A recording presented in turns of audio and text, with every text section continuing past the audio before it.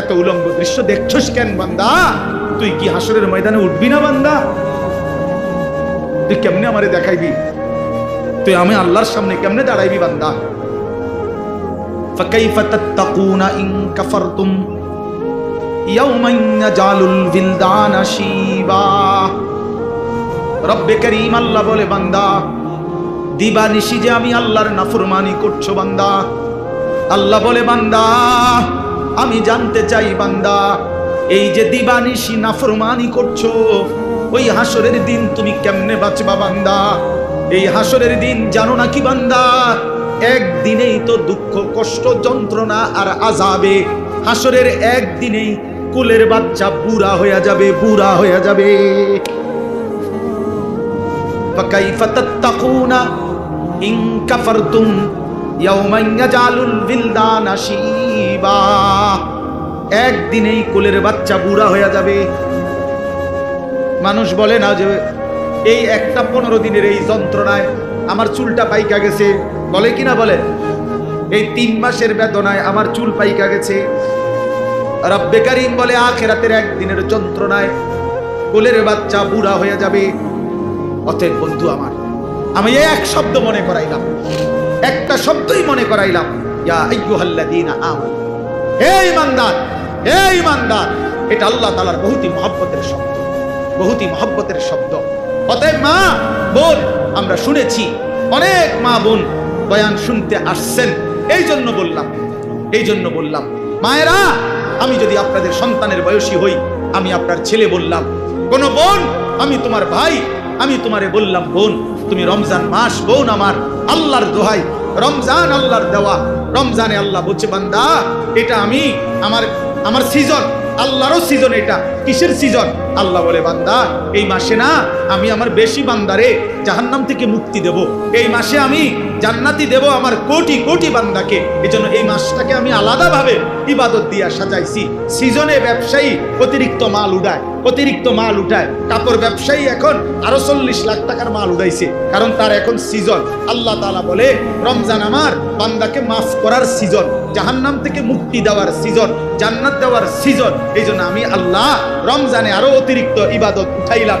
গত 11 মাসের ইবাদত তো ছিলই, নতুন করে 1 মাসের রোজা নতুন ইবাদত দিলাম। ইফতার এটাও ইবাদত, সাহারি এটাও ইবাদত, 20 রাকাত তারাবি এটাও ইবাদত, শেষ দশকের ইতিকাফ এটাও ইবাদত, শেষ দশকের বেজর রাত্রির শবে কদরের তালাশ এগুলো এটাও ইবাদত। আল্লাহ বলে, বান্দা অতিরিক্ত আরো ইবাদত দিয়ে রমজানটাকে ইবাদত দিয়ে সাজাইলাম, কোরআন দিয়ে সাজাইলাম, সেজদা দিয়ে সাজাইলাম, নেকি। এবার যদি আল্লাহকে বলে, আল্লাহ ইবাদত তো বাড়াইয়া দিলেন, নেকি বাড়াইছেন নি, এইটা কোন? আল্লাহ বলে, হ্যাঁ বান্দা, একটা নফল একটা ফরজের সমান, একটা ফরজ 70টা ফরজের সমান। এক শুরুর দশক রহমত, মাঝখানের দশক মাগফিরাত, শেষ দশক নাজাত। প্রতিদিন মাফ করব, জান্নাতের দরজা খোলা, জাহান্নামের দরজা বন্ধ, শয়তানগুলোকে শেকলে বন্দী।